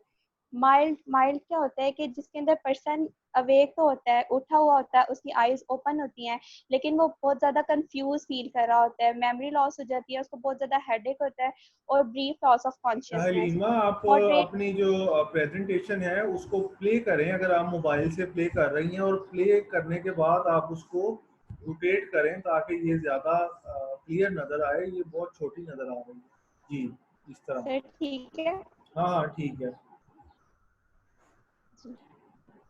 नेक्स्ट क्लासिफिकेशन है मॉडरेट। मॉडरेट के अंदर क्या होता है कि पर्सन जो होता है वो बहुत ज़्यादा लेथार्जिक, थका हुआ फील करता है, उसकी आंखें खुली हुई होती हैं, स्टिमुलेशन जिसको आ रही होती हैं, लेकिन उसकी कॉन्शियसनेस जो होती है लॉस हो जाती है, जो कि 20 मिनट से लेकर 6 घंटों तक जा सकती है। उसके बाद स्वेयर जो क्लासिफिकेशन है उसके अंदर पर्सन जो है वो अनकॉन्शियसनेस होता है, उसको कोई स्टिमुलेशन नहीं आ रही होती और उसकी कॉन्शियसनेस जो होता है 6 घंटों से ज़्यादा लॉस हो जाती है। उसके बाद types of traumatic brain injury. Types के अंदर सबसे पहले आ जाती है कंफ्यूजन। कंफ्यूजन क्या होता है कि एक माइल्ड हेड इंजरी है जिसके अंदर ब्रीफ लॉस ऑफ कॉन्शियसनेस होता है। नो और Halima, this is not confusion, this is concussion. Concussion, yes sir. Concussion के अंदर क्या होता है कि एक माइल्ड हेड इंजरी होती है जिसके अंदर आपको ब्रीफ लॉस ऑफ कॉन्शियसनेस हो जाता है और ये परमानेंट ब्रेन डैमेज नहीं होता है इसके अंदर। उसके बाद आ जाता है कॉन्ट्यूजन। कॉन्ट्यूजन के अंदर क्या होता है कि एक स्पेसिफिक एरिया ब्रेन के अंदर कहीं भी स्पेसिफिक एरिया ब्रेन के अंदर ब्रूस फॉर्म हो जाता है, जो कि इसकी 2 तरह की और टाइप्स हैं, कॉप और counter coup injuries. Coup injuries वो होती है कि जहाँ से ब्रेन डैमेज होता है डायरेक्टली और उसी एरिया के ऊपर इम्पैक्ट आता है, वाइल काउंटर कॉप इंजरीज क्या होती हैं कि जिस एरिया से हेड इंजर होता है उसकी ऑपोजिट साइड के ऊपर उसका इम्पैक्ट आता है। नेक्स्ट आ गया diffuse axonal injury. Diffuse axonal injury किस तरह से होती है कि इसके अंदर शेयर और स्ट्रेचिंग हो जाती है नर्व्स की सेलुलर लेवल के ऊपर। Traumatic subarachnoid haemorrhage. Traumatic subarachnoid haemorrhage के अंदर क्या होता है कि हमारा स्कल जो है वो सेरेब्रोस्पाइनल फ्लूइड से फिल हुआ होता है। स्पेस होती है हमारे स्कल के अराउंड जिसको सेरेब्रोस्पाइनल फ्लूइड कहते हैं, और उस फ्लूइड के दरमियान जो होता है ब्लीडिंग ब्लड बहुत ज़्यादा एक्यूमुलेट हो जाता है। हीमाटोमा। हीमाटोमा क्या होता है कि ब्लड क्लॉट फॉर्म हो जाता है ब्लड वेजल्स के अंदर। जब ब्लड वेजल रप्चर होती हैं तो नॉर्मल ब्लड स्ट्रीम जो होती है वो ठीक होना स्टार्ट हो जाती है और ये क्लॉट फॉर्म कर देती है। ये आगे हीमाटोमा दिखाया हुआ है ब्रेन के अंदर। इसके कॉजेज के अंदर सबसे पहले आ जाता है फॉल्स। आप किसी जगह से गिर गए हैं, स्लिप हो गए हैं, वो ये एक सबसे बड़ा कॉज है। उसके बाद आ जाता है vehicle related collision. Vehicle related collision के अंदर आ जाते हैं एक्सीडेंट्स वगैरह। वायलेंस के अंदर आ जाता है gunshot wound, child abuse, shaken baby syndrome. उसके बाद स्पोर्ट्स इंजरीज के अंदर आ जाता है सॉर्सर, बॉक्सिंग और फुटबॉल और extreme sports. Sign and symptom सबसे पहले माइल्ड ट्रॉमेटिक ब्रेन इंजरी के क्या है कि लॉस ऑफ कॉन्शियसनेस होती है बहुत ज़्यादा फ्यू मिनट्स के लिए। उसके बाद मेमोरी और कंसंट्रेशन प्रॉब्लम आती है, हेडेक बहुत ज़्यादा हो जाता है, dizziness, loss of balance, nausea, vomiting, difficulty of sleeping. उसके बाद moderate to severe traumatic injuries के अंदर क्या आता है कि लॉस ऑफ कॉन्शियसनेस मिनट से आवर्स तक रहती है, जैसे कि 20 मिनट से लेकर 6 घंटों तक ये लॉस होती है। उसके बाद स्लर्ड स्पीच बहुत ज़्यादा स्लर हो जाती है, inability to awaken from sleep, loss of coordination, persistent headache and head that worsen। Child symptom, बच्चों के अंदर अब क्या सिम्टम आते हैं कि चेंज इन ईटिंग और nursing habits, persistent crying and inability to console, change in ability to pay attention, किसी चीज़ के ऊपर अटेंशन पे नहीं कर सकते ठीक तरह से। उसके बाद change in sleep habit, sad और डिप्रेस्ड मूड। कॉग्निटिव प्रॉब्लम्स के अंदर क्या आता है कि मेमोरी लॉस हो जाती है, लर्निंग आपकी ठीक तरह से नहीं होती। उसके बाद ठीक तरह से प्रॉब्लम को सॉल्व नहीं कर सकते। Speed of mental processing, judgement आपकी किसी चीज़ की ठीक तरह से नहीं कर सकते। अटेंशन या कंसंट्रेशन आपकी किसी चीज़ के ऊपर ठीक तरह से नहीं होती। डिसीजन मेकिंग आप किसी चीज़ के ठीक तरह से नहीं कर सकते। उसके बाद फिजिकल चेंजेस क्या आ सकती है कि मसल के अंदर स्पेसिफिसिटी हो जाती है, फिजिकल पैरालिसिस हो सकता है, क्रॉनिक पेन स्टार्ट हो सकती है, सेंसरी लॉस हो सकती है, लॉस ऑफ स्टेमिना और control of bowel and bladder. Complications के अंदर इसके क्या आ जाता है कि सबसे पहले कोमा, रिजल्ट फ्रॉम द, अगर वाइड स्प्रेड डैमेज हो गया हमारे ब्रेन को तो कोमा, तो पर्सन जो है वो कोमा में जा सकता है, फ्यू वीक से आगे मंथ्स तक भी जा सकता है। उसके बाद वेजिटेटिव स्टेट क्या होती है कि कंटिन्यूस कोमा की स्टेट होती है जिसके अंदर पर्सन जो है अराउजेबल तो होता है लेकिन वो कोई साइन शो नहीं करता अवेयरनेस के। उसके बाद मिनिमल कॉन्शियस स्टेट क्या होती है कि स्फीयर ऑल्टर कॉन्शियसनेस हो जाती है इसके अंदर, but with some evidence of self, अपने आप का इंसान को पता होता है कि उसके इर्द गिर्द का माहौल कैसा है। लॉक्ड इन सिंड्रोम के अंदर क्या होता है कि a person in locked in syndrome is aware of his और सराउंडिंग, जाग रहा होता है, उसे अपने इर्द गिर्द के माहौल का भी पता होता है बट वो कुछ भी सुनने या कोई एक्शन परफॉर्म करने के काबिल नहीं होता। ब्लड वेसल डैमेज, अब ब्लड वेसल अगर डैमेज होंगे तो क्या होगा कि स्ट्रोक हो जाएगा और ब्लड क्लॉट फॉर्म हो जाएगा। उसके बाद नर्व अगर डैमेज हो जाएंगी तो ये पैरालिसिस कर देंगे आपके फेशियल मसल को और लॉस ऑफ विजन। डायग्नोसिस, अब इसका डायग्नोसिस हम कैसे कर सकते हैं कि कंप्यूटर टोमोग्राफी से, सीटी स्कैन जिसको कहते हैं, मैग्नेटिक रेजोनेंस इमेजिंग एमआरआई से, मैग्नेटिक रेजोनेंस स्पेक्ट्रोस्कोपी एमआरआई से, और एक ग्लास को कोमा स्केल होता है जिसके अंदर आप सेवेरिटी ऑफ ब्रेन इंजरी को डिटेक्ट करते हैं कि by following the directions and move, person को आप कहते हैं कि आप उनकी डायरेक्शन को फॉलो करें। ट्रीटमेंट इसका क्या होता है कि ऑपरेटिव भी हो सकता है, इसके अंदर मेडिकेशंस भी यूज़ की जाती हैं। डायूरेटिक सबसे पहले आ जाता है जिसके अंदर जो ब्रेन के अंदर प्रेशर को रिड्यूस करने के लिए दी जाती हैं। एंटी-सीए ड्रग्स दी जाती हैं ताकि ब्रेन की और डैमेज ना हो सके। कोमा इंड्यूसिंग ड्रग्स दी जाती हैं to put people into temporary coma में रखा जा सके ताकि लोगों को।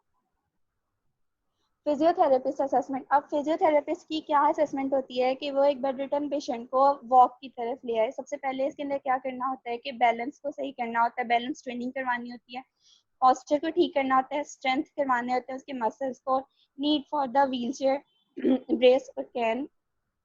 Quality of movement, quality of movement के अंदर आता है कि उसकी फ्लाइट मूवमेंट, ग्लाइडिंग मूवमेंट और रोटेशनल मूवमेंट्स करवानी होती हैं। स्पॉन्टेनियस मूवमेंट के अंदर आ जाती है कि जो मूवमेंट हमारी इम्पल्स के साथ होती हैं।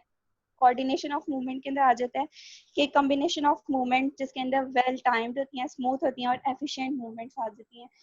और increase sensation of sensory motor activities, pain management.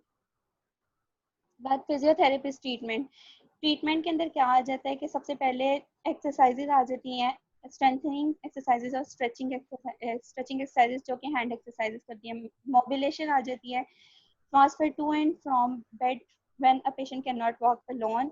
उसके बाद उसकी पॉस्चर ठीक करना होता है, बैलेंस ट्रेनिंग करवानी होती है, एयरवे क्लियरेंस करवानी होती है उसकी, और पेशेंट को एजुकेट करना होता है। उसके बाद ये थोड़ी सी हैंड एक्सरसाइजेज बताएंगे हैं जो कि स्ट्रेचिंग के लिए हैं, जिसके अंदर आ जाता है power grip, pinch, thumb extension, table roll, finger extension, thumb roll, finger squeeze, thumb opposition, gross graph, wrist flexion, object rotation, reach across to target, reach diagonally to target. That's all from my side. Thank you. जी very good performance Salima, आपने सारे points A to Z बहुत अच्छे explain किए। Thank you, sir. Anyone else in the class who has prepared presentation? Yes.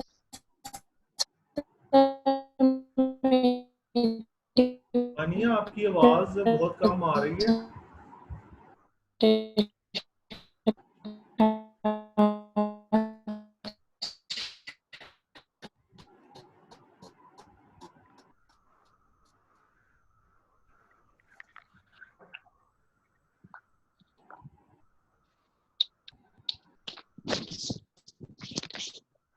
Sir अब आ रही है? हाँ आ रही है। अब आप सर ऐसी जगह पे बैठे जहाँ पे इंटरनेट के सिग्नल्स अच्छे आते हों, क्योंकि ओपन स्पेस में, रूम में ना बैठा करें। जी ठीक है जी, स्टार्ट करें।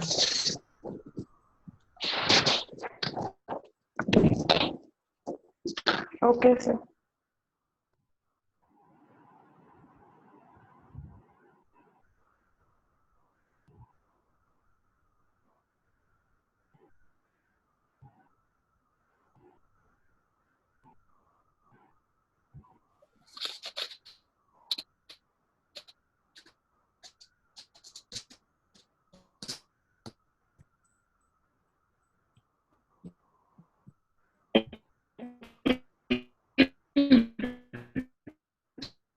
अस्सलाम वालेकुम क्लास।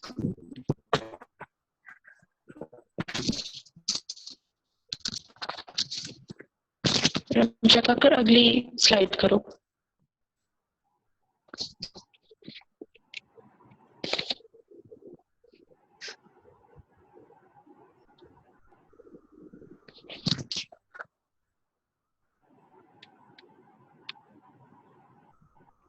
सर आपको आवाज आ रही है? हाँ आ रही है, लेकिन ज्यादा अगर आप अच्छी जगह पे चली जाएंगी तो और अच्छी आएगी। वैसे आ रही है आवाज।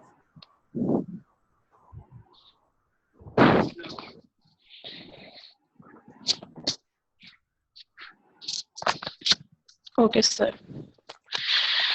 Today the topic of my presentation is PNF, proprioceptive neuromuscular facilitation. Proprioceptive means relating to stimuli.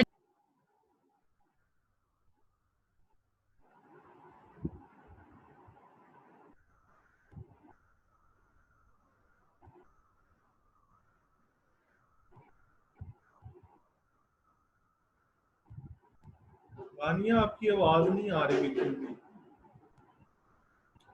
आप बेशक फिर नेक्स्ट टाइम दे देना अगर आपका इंटरनेट कनेक्टिविटी इशू है, ठीक है?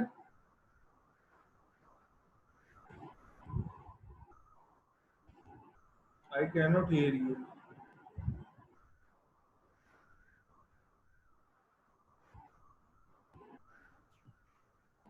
अस्सलाम वालेकुम सर, तब तक मैं दे दूं, प्रेजेंटेशन मेरी रहती है। हाँ दे दें आप निम्रा। ओके।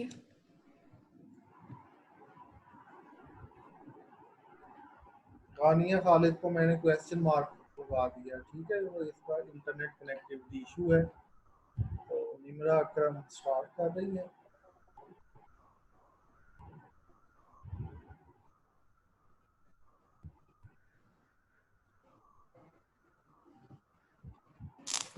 प्ले करें इसको जी। अस्सलाम वालेकुम class.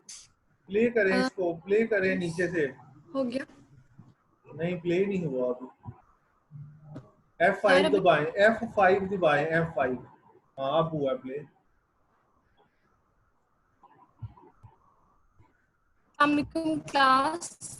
I'm Nimra Rana and my topic of presentation is exercise interventions using an aquatic environment stretching exercises. Stretching exercises mainly stretching exercises immersed in water are better than land stretching exercises because of the effects of relaxation, soft tissue warming, and ease of positioning. Buoyancy, the force created by water, creates an inherently less stable environment than the land. Therefore, careful consideration is warranted when recommending aquatic stretching. Manual stretching techniques. Manual stretching is typically performed with the patient's spine in waist depth water with buoyancy devices at the neck, waist, and feet. This is the buoyancy device. This one. ये आप नेक पे भी where कर सकते हैं, waste पे भी and feet पे भी वेयर कर सकते हैं. Alternatively, the patient may be seated on steps या stairs पे बैठ के भी वो पर्सन जो है supine position जो है improve करी होती है access to the patient, controlled by the practitioner as well as the position of the patient. However, turbulence from wave activity can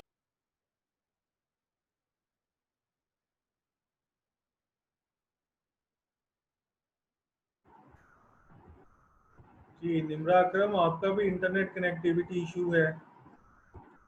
तो सना मुजम्मिल अब रह जाती है, तहमीना या सना मुजम्मिल, इनमें से अगर कोई है तो वो स्टार्ट कर दें, तो टाइम भी हमारे पास कम है। सर मैं करूं स्टार्ट? हाँ तहमीना आप करें। ये जो मैंने आपको लिंक भेजा है, ये शेयर किया है, ये ऑनलाइन क्लास से रिलेटेड है। ये तो सारी ऑनलाइन क्लासेस हैं, दे आर पेड, अंडरस्टूड होता है जी। स्टार्ट करें। सर मेरा नेट इशू था, कोई बात नहीं, आप दोबारा दे दीजिएगा। नहीं आप मिड से जहां से आपने किया है, कि अगर आप देना चाहती हैं तो फिर शुरू कर दें। F5 दबाएं। यस सर, दुनिया मैंने रोज रह जाती दे दें, F5 दबाएं।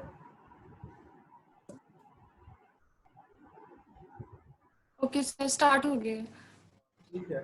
Buoyancy supported supine position improves access to the patient by the practitioner as well as the position of the patient. However, the disturbance or turbulence from wave activity can adversely affect both the patient and practitioner's ability to perform manual stretching.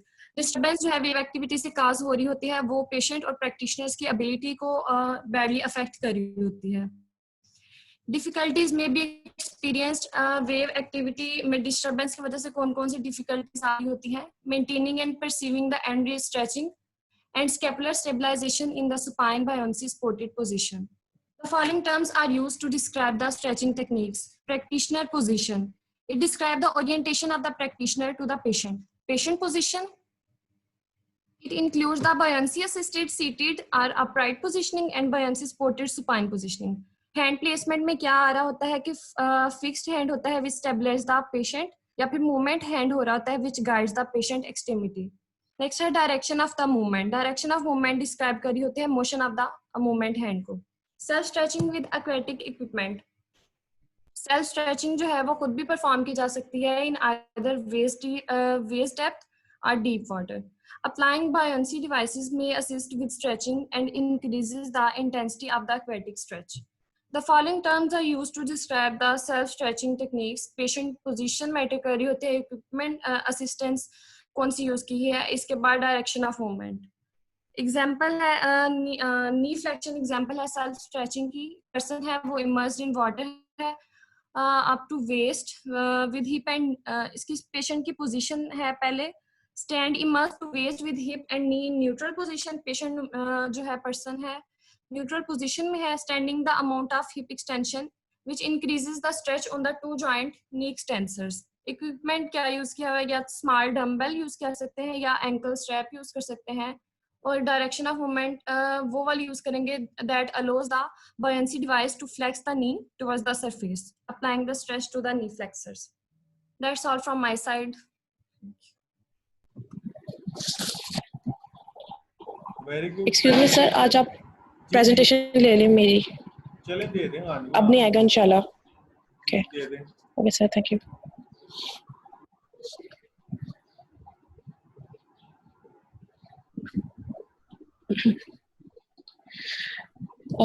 The topic of my presentation is PNF patterns for upper limb. PNF stands for proprioceptive neuromuscular facilitation. Proprioceptive means relating to stimuli that are produced and perceived within an organism, especially those connecting within the position and movement of the body. Proprioceptive शब्द पीछे ही रखो।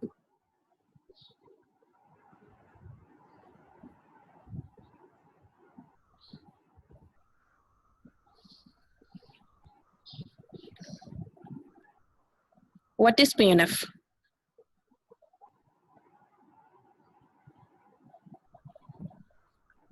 Screen share नहीं आ रही है। Sir मेरी आवाज आ रही है आपको? आवाज आ रही है, स्क्रीन शेयर नहीं आ रही। सर एक minute.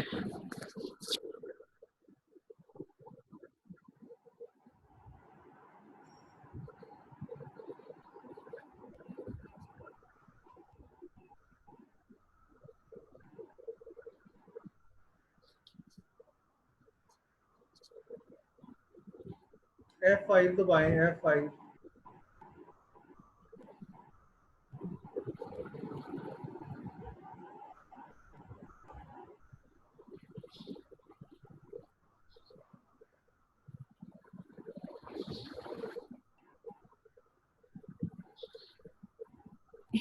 Sir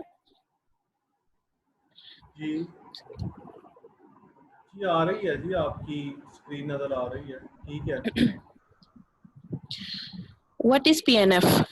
The PNF exercise patterns involve three components: flexion extension, abduction adduction, or internal external rotation. The patterns mimic a diagonal rotation of the upper extremity, lower extremity, upper trunk, and neck. इसके अंदर जो flexion extension होगी उसकी movement diagonal rotation में होगी, मतलब कि वो सीधे पैटर्न में नहीं जाएगी, वो डायगोनल वे में जाएगी। The pattern activates muscle groups in the lengthened और स्ट्रेच्ड पोजीशन। इसका जो पर्पस होता है वो स्पेसिफिक मसल ग्रुप्स होते हैं जिनकी लेंथनिंग और स्ट्रेचिंग कराना होता है। It includes the contact relax method that involves contracting, holding, releasing and stretching the target muscle. इसके अंदर कॉन्ट्रैक्ट रिलैक्स मेथड होता है जिसके अंदर सबसे पहले मसल की कॉन्ट्रैक्शन आ जाती है, उसके बाद होल्डिंग आती है, releasing and stretching the target muscle. Next.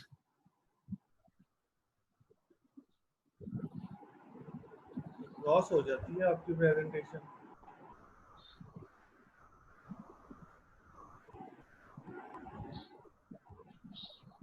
Why don't you send it to me?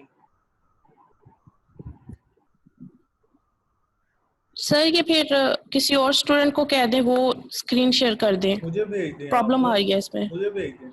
WhatsApp पे भेज दें। चलिए सर मैं आपको भेज देती हूँ। Okay sir. मैं कर दूं? नहीं नहीं मुझे भेज दें आप। The most reliable participant right now मैं ही हूँ शायद। Yes sir. व्हाट्सएप की है? Yes sir. एक सेकेंड।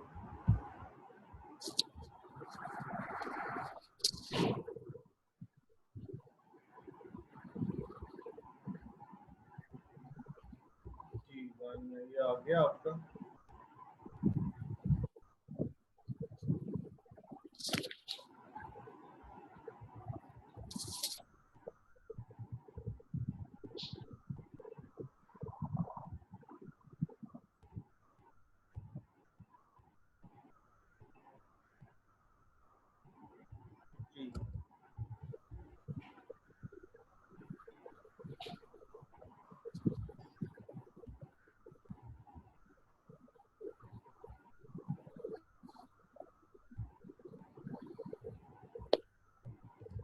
जी गानिया, कौन सी स्लाइड पे थी आप? ये मैं कर रहा हूँ। सर मैं शुरू से कर दूं? चलो शुरू से कर दो। ये फुल स्क्रीन मैंने कर दिया, ठीक है? आ रही है ना नजर सबको? Yes sir. चलो सर नेक्स्ट स्लाइड। जी। PNF patterns for upper limb. PNF stands for proprioceptive neuromuscular facilitation. Proprioceptive means relating to stimuli that are produced and perceived within an organism, especially those connecting within the position and movements of the body. PNF is more advanced form of exhibit training. It involves stretching and contracting of the muscle group being targeted. मतलब कि इसमें specific muscle का group होता है जिसको हम लोग target करते हैं, उसकी stretching, उसकी lengthening और उसकी contracting कराते हैं. Next. जी एक second.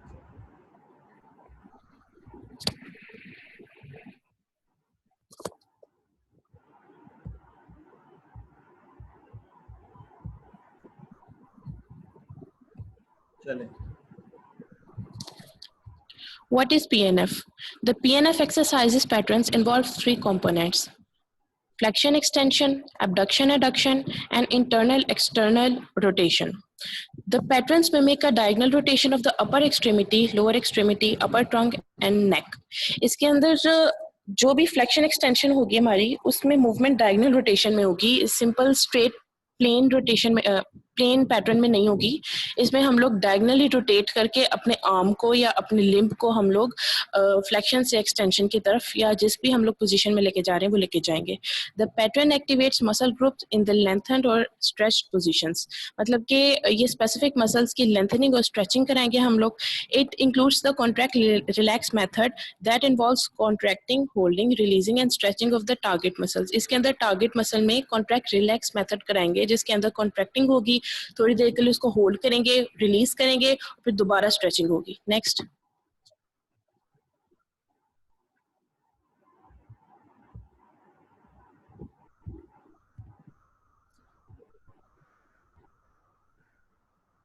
Purpose of PNF. PNF techniques help develop muscular strength, endurance. ये आपकी muscular strength बढ़ाएगी, आपकी endurance बढ़ाएगी, joint की stability को improve करेगी, mobility को improve करेगी, and neuromuscular control, मतलब कि आपकी coordination में बहुत ज़्यादा help करेगी, आपकी functional ability को बहुत ज़्यादा improve करेगी. Next. Basic PNF pattern techniques. The patient must be taught the PNF pattern movements from starting to ending position. मतलब कि PNF पैटर्न्स के बारे में पेशेंट को पहले ही बता देंगे, मतलब जब हम उनका PNF पैटर्न उन पे ये टेक्निक स्टार्ट करने लगेंगे तो उनको हम लोगों ने पहले ही बता देना है कि आप लोग को हम लोगों ने ये वाली फ्लेक्शन एक्सटेंशन या ये वाली एक्सरसाइजेस करानी है ताकि उनको पहले आइडिया हो जाए वो कि उनके साथ कौन कौन सी मूवमेंट्स होंगी अभी। While learning the patterns, the patient should watch moving limb for directional and positional control. मतलब कि जब आप उनको डेमो दे रहे होंगे आप उन पे पहले खुद को करके दिखाएंगे कि आपने इस तरह से ये एक्सरसाइजेस करनी है, तो वो आपकी डायरेक्शनल और आपकी पोजिशनल कंट्रोल को अच्छी तरह से ताकि देख लें ताकि उनको करने में ये बाद में आसानी हो। Simple verbal commands by the physiotherapist: push, pull, hold. जब वो ये एक्सरसाइजेस कर रहे होंगे तो आप लोगों ने उनको कमांड करना है, आपने उनको बताना है कि आपने कहाँ पे पुश करना है, कहाँ पे पुल करना है और किस जगह पे होल्ड करके रखना है। Next. The amount of resistance applied should facilitate a maximum response from patient to allow smooth coordinated movements. हमें पता होना चाहिए कि आप अपने पेशेंट्स को कितना स्ट्रेस या स्ट्रेच दे रहे हैं कि वो उसको बर्दाश्त भी कर पा रहे हैं या नहीं, या उसमें अपनी मूवमेंट भी कर पाएगा या नहीं। Rotational movements are vital during all PNF patterns. वही कि हम लोगों ने डायगोनल रोटेशनल मूवमेंट्स करानी है बजाय इसके कि हम उसको स्ट्रेट पैटर्न में लेके जाएं। Distal movements should occur first. अगर शोल्डर पर करवा रहे हैं तो पहले उसकी रिस्ट पर मूवमेंट हो, डिस्टल साइड पर मूवमेंट हो तो प्रॉक्सिमल साइड पर मूवमेंट में आसानी होगी। The stronger components are emphasized to facilitate the weaker ones. जो stronger components होंगे वो weaker components को facilitate करेंगे. Giving a quick stretch causes a reflex contraction of targeted muscles.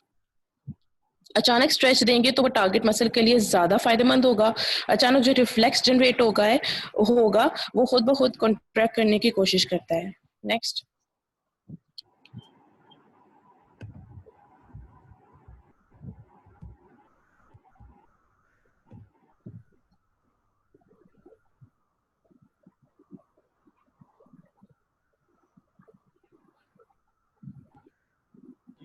Next आ गया।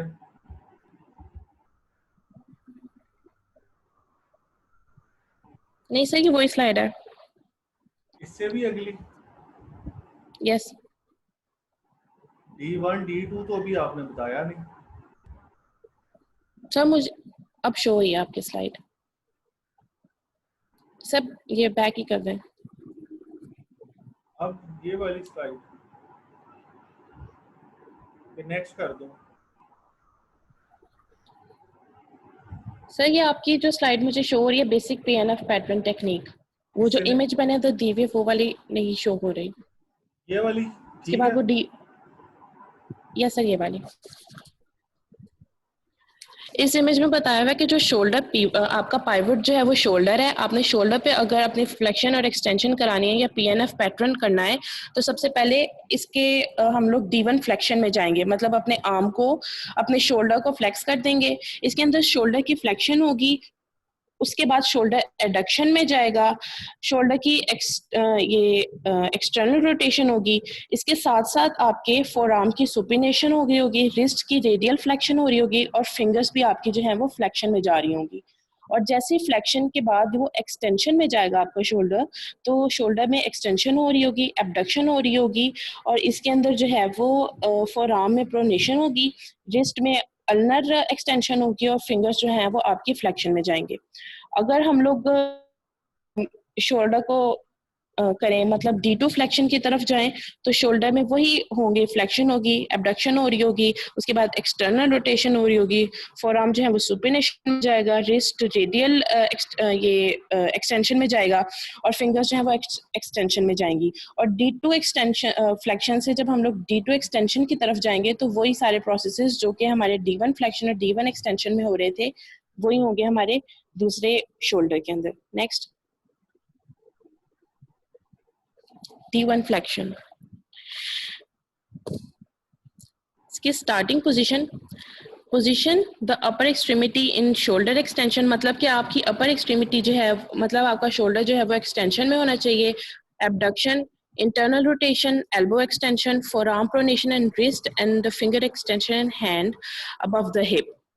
इसके बाद आपके जो हैंड प्लेसमेंट है, place index and middle finger of your right hand on patients palm, your left hand on cubital fossa of elbow. उसके बाद आपका वर्बल कमांड होना चाहिए कि जैसे जैसे आप स्ट्रेच दे रहे हैं रिस्ट में और फिंगर्स में, आपने अपने पेशेंट को कहना है कि आपकी फिंगर्स को स्क्वीज करे। Squeeze my fingers, turn your palm up and pull your arm across your face as you resist the patterns. Next. D1 flexion के बाद जब आपका आर्म, आपका शोल्डर जो है वो D1 एक्सटेंशन में जाएगा तो इसकी जो स्टार्टिंग पोजीशन होगी वो begin as describe for completion of, मतलब जैसा ही आपका D1 फ्लेक्शन कंप्लीट होगा आपका D1 एक्सटेंशन स्टार्ट हो जाएगा। Hand placement, grasp the dorsal surface of the patient's arm, hand and fingers with your right hand using a lumbrical grip. Place your left hand on the extensor surface of the arm just proximal to the elbow. इसमें आपके verbal commands जो हैं वो होंगे open your hand, wrist and fingers up. D1 flexion की जो grip है वही तकरीबन D1 एक्सटेंशन की होती है। यस सर, वही होगी। जैसे हम लोगों ने D1 फ्लेक्शन करना है उसी तरह हम लोगों ने D1 एक्सटेंशन में जाना है और बाकी सारे प्रोसेसेस भी वही होंगे। नेक्स्ट। D2 फ्लेक्शन, इसके अंदर भी हम लोगों ने जैसे स्टार्टिंग पोजीशन में शोल्डर एक्सटेंशन में गया है, एडक्शन में गया, उसके बाद internal rotation, elbow extension, forearm pronation और उसके बाद रिस्ट और आपकी फिंगर्स जो है वो फ्लेक्शन में जाएंगी। उसके बाद वही आपके वर्बल कमांड्स भी वही होंगे कि आपने अब कहना है कि हमारी फिंगर्स को जो है वो स्क्वीज करें और इसके अलावा open your hand and turn it to your face. इसके बाद इसकी एंडिंग पोजीशन जो होगी, finish the pattern in shoulder flexion, abduction and external rotation, elbow extension, forearm supination and wrist and finger extension. जो आपका आर्म है वो 8 to 10 inches जो है वो आपके ईयर से अबव होना चाहिए और आपका जो थंब है वो फ्लोर की तरफ पॉइंट करना चाहिए। नेक्स्ट,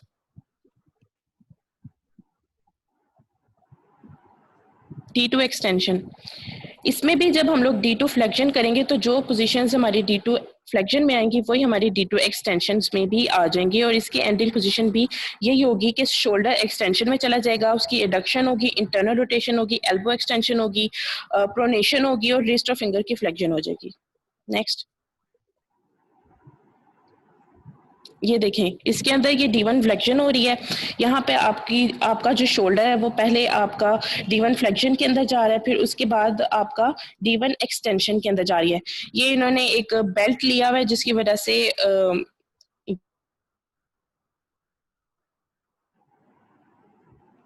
आवाज आपकी फिर कम हो गई है।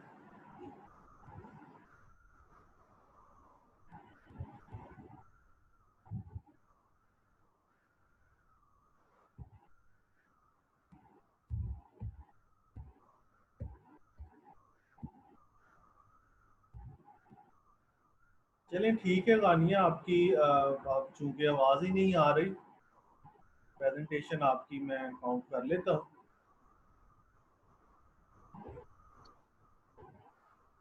तो सना मुजम्मिल किधर है जी? सना मुजम्मिल की भी आज बारी थी लेकिन टाइम चूंकि काफी ज्यादा हो गया है। Without break, we are proceeding in the class, so we will end the today's class. Next class will be on Friday. Sir presentation marks ले लें। हैं? सर प्रेजेंटेशन ले लें। अब टाइम देखो कितना हो गया, 1 बज गया। सर मेरे प्रेजेंटेशन मार्क्स हैं?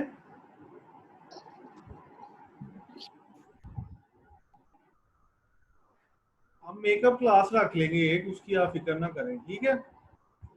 तो जिनकी रह जाएंगी उनके लिए मेकअप क्लास रख लेंगे। अभी आपकी रिकॉर्डिंग काफी लंबी हो गई है, इसको अपलोड करना है तो ये जो है ये